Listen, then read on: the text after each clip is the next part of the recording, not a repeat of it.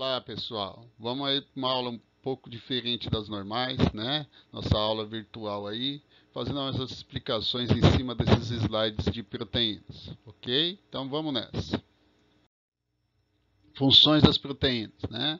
Nós vamos ter aí uma função de transporte, né? Transportando aí outros elementos. O caso mais comum aí é o ferro sendo transportado pela hemoglobina, que é uma proteína que está no sangue. Nutrientes e de reserva, né? Alto valor nutritivo para fazer a constituição dos aminoácidos que vão ser utilizados lá na síntese proteica, e de reserva também é um material de reserva, né? Mas quando o organismo utiliza de proteínas como matéria de energia, como combustível celular, é porque já se encontra em um grande estado de desnutrição, porque proteína é uma molécula nobre. Primeiro usa carboidrato, depois lipídio, depois proteína. A partir do momento em que o organismo estiver usando proteína como fonte de energia, já é um caso preocupante de desnutrição, porque já não tem mais nada para ser utilizado como combustível. Estrutural, né? Formando aí as fibras, as lâminas, as membranas, né? Função estrutural. Hormonal, né? Fazendo constituição de alguns hormônios, e de defesa na constituição dos micro-organismos. Então nós temos a função estrutural, hormonal e de defesa também, ok? Agora vamos aos detalhes. As proteínas, né? Então, o que a gente precisa saber?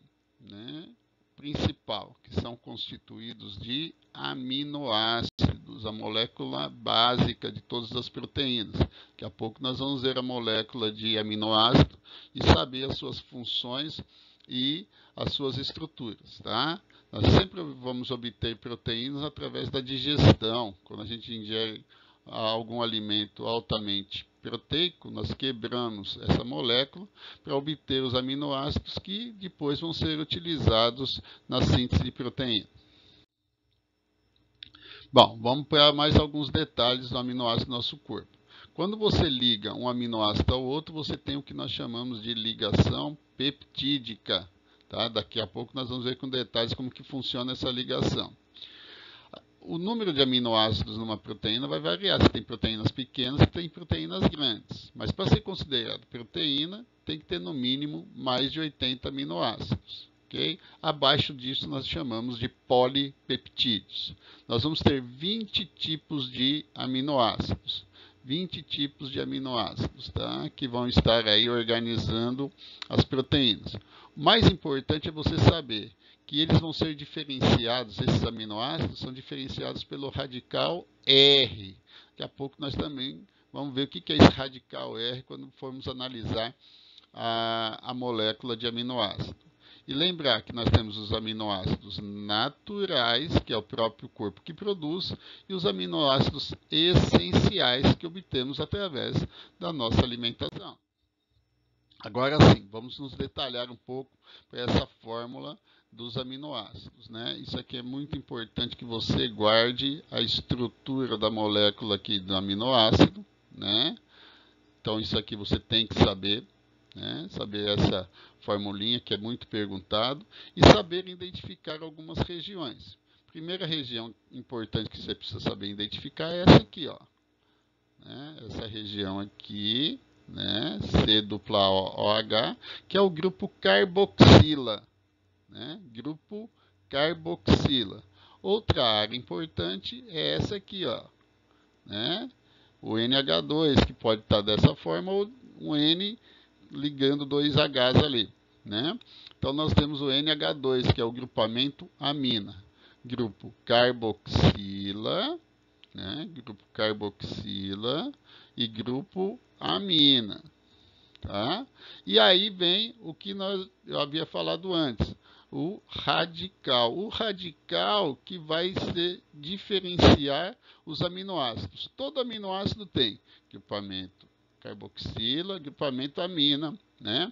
E um radical. Só que esse radical vai variando de acordo com o tipo de aminoácido, tá? Então, lembrar da estrutura, grupo carboxila, grupo amina e radical.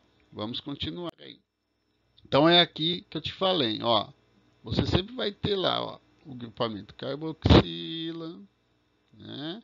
Grupamento carboxila, grupamento carboxila. Em todos eles nós temos o grupamento carboxila. E vamos ter também o grupamento amina, ó. Um grupamento amina nesse, junto com carboxila aqui, o amina também, o amina, né? Todos têm amina e tem carboxila. O que vai diferenciá-los propriamente dito é o radical. Então pode ser apenas um elemento que está ligado a esse aminoácido ou uma grande molécula ligada a esse aminoácido, né? Então você sempre vai ter o grupamento carboxila, o grupamento amina e o radical, né, caracterizando aí o tipo de aminoácido. Agora uma situação extremamente importante, que é a ligação peptídica. Como que funciona a ligação peptídica? Nós vamos ter aqui a seguinte situação. Veja, você tem um aminoácido desse lado, você tem outro aminoácido, né?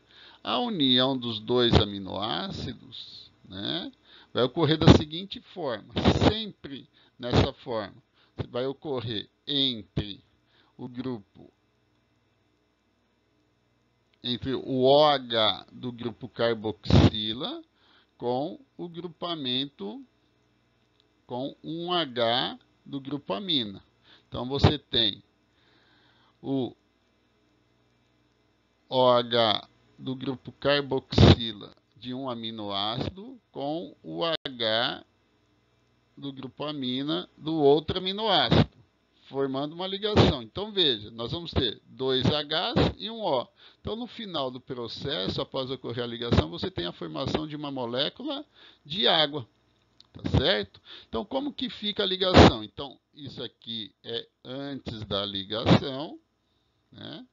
Antes da ligação, e agora você tem uma situação pós-ligação, que é a ligação peptídica, né, que ocorre naquele espaço em que estava o OH e um H. Né? Aqui você continua com a dupla O, você continua com a dupla O e continua com outro H do N. Então você tem a ligação peptídica, certo?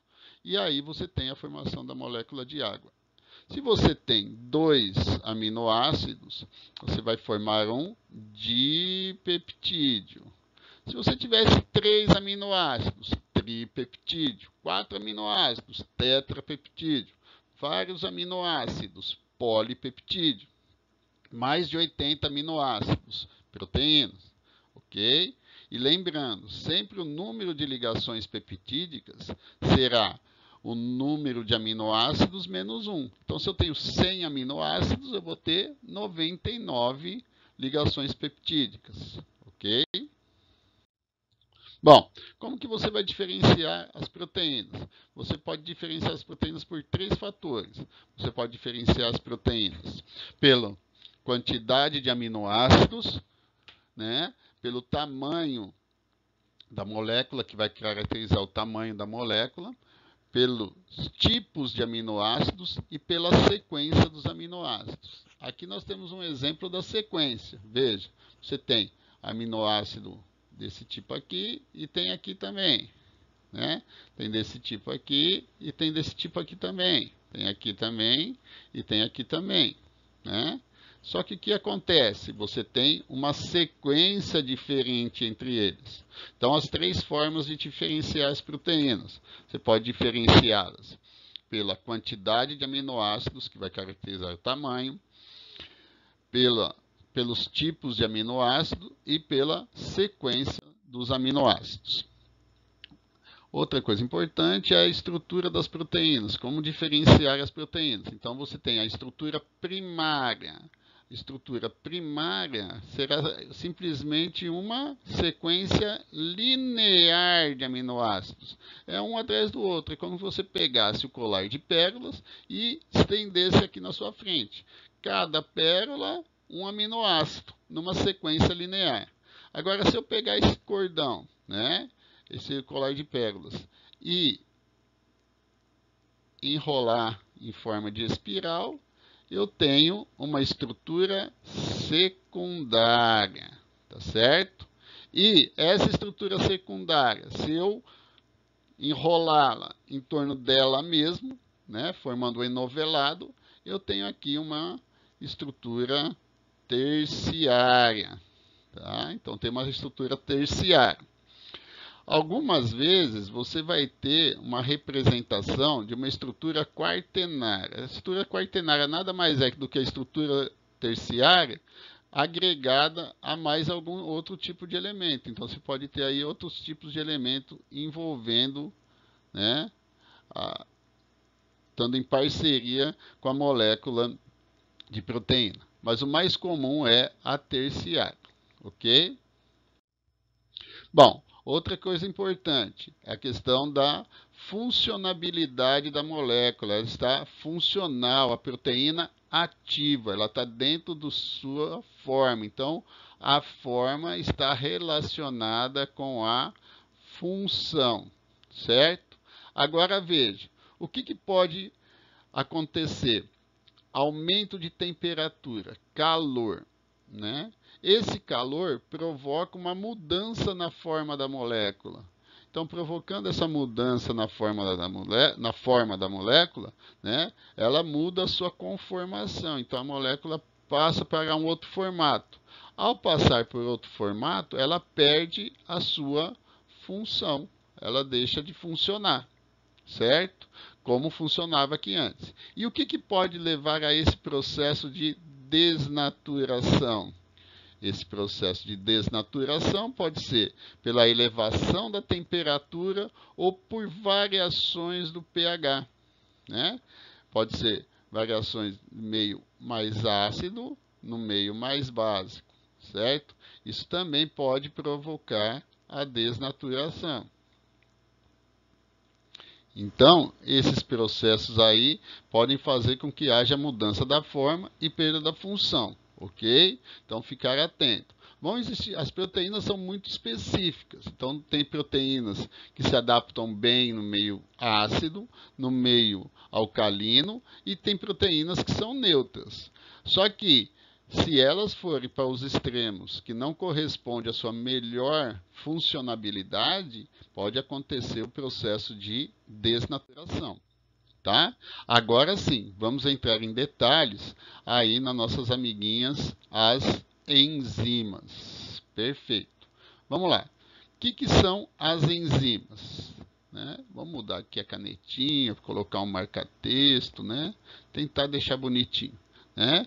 Elas funcionam como catalisadores. O que são os catalisadores? Aumentam a velocidade de uma reação, diminuindo a energia de ativação. Tá? Então, quer dizer, ela vai ser muito mais eficiente, porque ela vai aumentar a velocidade e promover menor gasto de energia. Tá? Outra coisa importante, não são consumidos durante a reação. Ela volta a ser usada. E são altamente específicas. Tá? Ela só serve para aquele determinado substrato. Então, vamos ver lá o que a gente havia dito a respeito da energia, né? Sem o catalisador, ó, sem catalisador, olha lá o gráfico, ó. Estou coordenando, né? Você vai ter uma maior energia de ativação e um maior tempo para a reação ocorrer. Com o catalisador, né? Ele vai ter o quê? Uma menor energia de ativação e a velocidade vai ser maior. A especificidade das proteínas. Veja, por exemplo, eu tenho lá um substrato, né, que é um produto que vai sofrer ação da enzima. Veja, a enzima é altamente específica, tem que ter um encaixe perfeito entre, né, o substrato e a enzima. Então, tem que encaixar direitinho, né, no sítio de ligação da enzima. As enzimas possuem sítios de ligação. Então tem que ser um esquema que nem fosse uma chave fechadura. Tá? Esse conceito é muito utilizado ainda. A questão da chave fechadura, a respectiva chave na sua fechadura. Ok? Então, você vai ter a enzima mais o substrato. Quando acontece essa ligação, veja, daí o encaixe perfeito entre a enzima e o substrato, nós dizemos que houve a formação do complexo enzima-substrato. E no final do processo, nós vamos ter a formação do produto, que foi a ligação daquele substrato, e a enzima se desliga e vai agir sobre outros substratos para formar aí novos produtos. Então, esse esqueminha é importante você saber. Primeiro, a especificidade da enzima nesses sítios de ligação. Forma-se o complexo enzima-substrato e no final do processo você tem o produto formado e a enzima formada. Aqui é um processo de integração entre as substâncias, formação de substância. Mas a enzima também pode ser uma enzima de quebra, proporcionando a quebra de determinadas moléculas. Tá? Como nesse caso aqui, ó. A enzima, outra dica para vocês, toda enzima sempre termina com ase, né? Então, dependendo de onde ela vai agir, né? No caso aqui o açúcar maltose, um disacarídeo, né? Então, quem age sobre a maltose sempre vai ser uma enzima chamada maltase. Toda enzima termina com ase. Então, veja, o que vai fazer aqui? Uma hidrólise, uma quebra da molécula, né, pela ação da maltase. Então, vai quebrar a maltose pela maltase. Então, veja, tem lá o sítio de ligação, né, mostrando a especificidade. Então, vai ter a ligação da maltase com a maltose. Aqui forma o complexo enzima-substrato. Né? E aí, numa etapa seguinte, houve o que? A ruptura da molécula, a quebra da molécula. Daí você vai ter a formação de duas moléculas de glicose, lembra, né? Maltose, duas glicose. Se fosse sacarose, né? Tinha que usar qual enzima? Ia ser a maltase? Não, tinha que ser a sacarase, que daí ia quebrar a sacarose em glicose mais frutose. Então, isso aqui mostra a especificidade e a questão da formação do complexo enzima-substrato. E aqui houve um caso de hidrólise. Agora, um fato importante. Veja o que nós falamos, da especificidade do sítio de ligação. Nunca se esqueçam que uma enzima é uma proteína. Tá? Uma enzima é uma proteína. Então, se houver uma ação do calor, né, ou do pH, vai mudar o quê? A conformação da molécula. Daí não tem mais um encaixe. O sítio de ligação é modificado. Então, essa enzima desnaturada, ela perde totalmente a sua função por não ter mais os sítios de ligação específicos. Tudo bem? Beleza, então. Vamos lá. Outro fator importante aqui é a análise desses gráficos. Esses gráficos sempre são perguntados para vocês, tá? Então, o que você precisa saber, né? A questão da eficiência da ligação da ação da enzima. Então, temperatura e valores de pH são as referências que nós vamos ter. Veja, quando você tem uma reação, a velocidade de uma reação. Quando você consegue atingir o máximo dessa reação, né, o pico da reação, quando você consegue atingir esse ponto, você vai achar aqui o que? A temperatura ótima. Então, o que eu preciso entender? Que a melhor eficiência da reação enzimática relacionada com a temperatura vai ser num ponto chamado ótimo, temperatura ótima. Então, temperatura ótima para aquela determinada enzima é quando ela atinge a sua velocidade máxima. A mesma ideia é em relação ao pH. Quando a reação estiver no seu máximo de eficiência, né, que estiver ocorrendo só no máximo mesmo, né? Super eficiente. Aonde que ela atinge esse máximo? Quando ela estiver num valor que nós chamamos de pH ótimo. Então, quando você tem o pico da reação, né, é onde você tem a velocidade máxima relacionada com pH ótimo. O que é o pH ótimo? Quando a reação enzimática está no seu máximo, no alto grau de eficiência. Tudo bem? Ok, pessoal. Então, eu queria dizer para vocês, sextou e aguardo vocês semana que vem. Abraço a todos aí.